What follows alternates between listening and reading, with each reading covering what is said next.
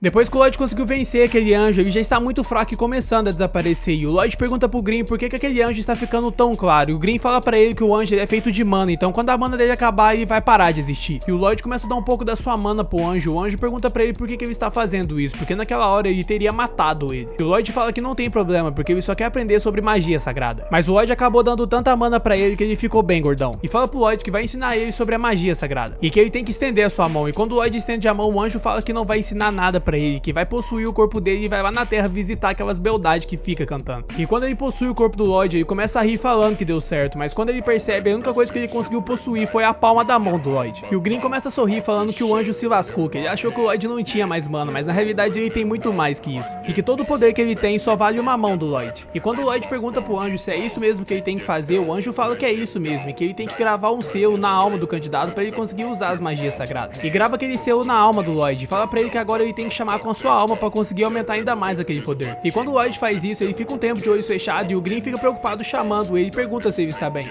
E o Lloyd fala pro Green que sim, que ele conseguiu dominar completamente a magia sagrada e que aquela magia é realmente incrível. E o anjo começa a zoar com a cara do Green porque o Lloyd falou que aquela magia é incrível. E o Green começa a pensar e fala que aquele anjo ainda não conseguiu entender que a quantidade absurda de mana que o Lloyd tem e aprendendo todos esses poderes, agora ele tem poder suficiente para conquistar o paraíso e o submundo. O Lloyd pergunta pro anjo como que faz para usar aquela espada igual ele usa. Ele falou que ele tem que imaginar uma espada. E quando o Lloyd vai tentar usar esse poder, ele acaba criando um poder tão devastador que começa a destruir o céu. E o Green começa a ficar nervoso e fala pro anjo se aquilo é normal. O anjo fala que nunca viu um negócio daquele jeito e os dois começam a ficar muito assustados. E o anjo pergunta pro Lloyd se por acaso ele pode acompanhar ele. E o Green fala pro anjo calar a boca e que não é hora disso e que é pra ele parar o Lloyd porque senão ele vai destruir tudo.